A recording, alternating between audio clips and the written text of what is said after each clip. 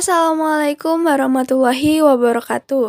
Halo teman-teman, kembali lagi bersama saya Keisha Fauzia Eka Amadia Putri Hayat dari kelas 10 APL 2. Dan dalam video kali ini, saya akan menampilkan video teks biografi dari salah satu tokoh pahlawan Indonesia, yaitu Tuanku Imam Bonjol.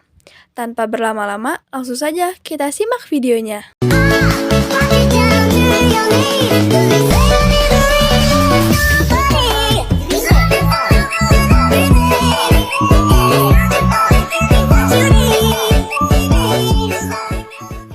Tuanku Imam Bonjol merupakan salah seorang ulama, pemimpin, dan pejuang yang berperang melawan Belanda dalam suatu peperangan yang terkenal dengan nama Perang Padri.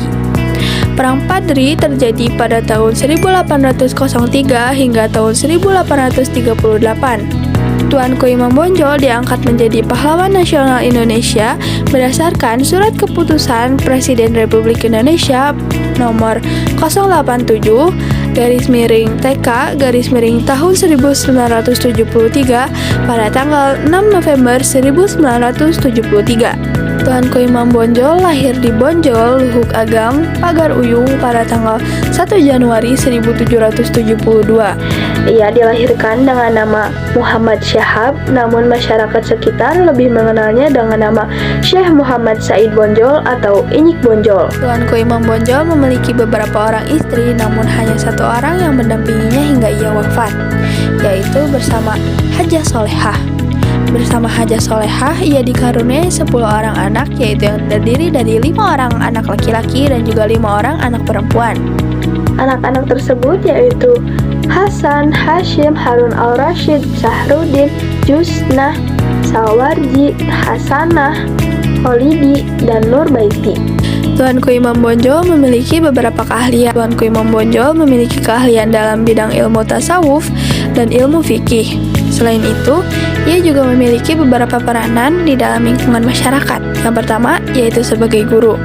Sebagai guru, ia mendidik dan mengajar di setiap surau atau masjid dan juga pesantren yang ia bangun di setiap perkampungan. Ia melakukan pekerjaan tersebut dengan penuh keikhlasan. Yang kedua, sebagai panutan. Sebagai panutan, Tuanku Imam Bonjol begitu dekat dengan masyarakatnya dan juga sebaliknya. Ia begitu memperhatikan masyarakatnya baik secara jasmani dan rohaninya.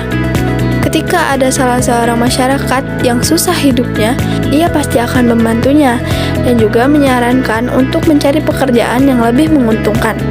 Yang ketiga, sebagai pejuang.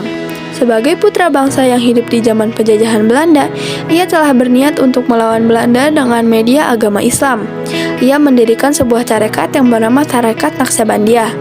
Dalam tarekat tersebut, ia mengajarkan murid-muridnya pengajaran yang berhubungan dengan penjajahan. Yang terakhir yaitu sejarah singkat Tuanku Imam Bonjol dengan Perang Padri. Perang Padri merupakan salah satu peperangan yang dilatar belakangi akibat perpecahan masyarakat.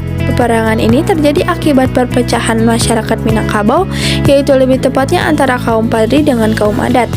Peperangan ini terjadi di Sumatera Barat dan terjadi dalam 2 periode berbeda, yaitu pada tahun 1821 hingga 1825 dan pada tahun 1830 hingga 1837. Tuanku Imam Bonjol menjadi pemimpin gerakan Padri terkemuka yang berlangsung di Minangkabau. Orientasi perjuangan Tuanku Imam Bonjol yaitu mengembalikan Al-Quran dan Sunnah sebagai fondasi kehidupan masyarakat serta menentang dominasi kekuasaan kolonial Belanda. Dalam peperangan tersebut, Tuanku Imam Bonjol sempat diasingkan ke beberapa desa dan wilayah seperti contohnya di Lota.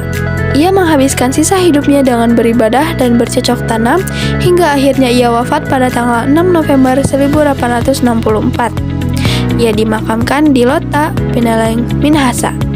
Demikian, saya Keisha Fauzia Eka Amadia Putri Hayat dari kelas 10 APL 2 mengucapkan selamat menunaikan ibadah puasa dan selamat Hari Raya Idul Fitri. Mohon maaf lahir dan batin. Mohon maaf atas segala kekurangan. Wabillahi taufiq wal hidayah. Wassalamualaikum warahmatullahi wabarakatuh. Yaitu keahlian di bidang tasawuf, di bidang ilmu Sekian yang bisa Sekian yang bisa saya sampaikan. Mohon maaf atas segala kekurangan karena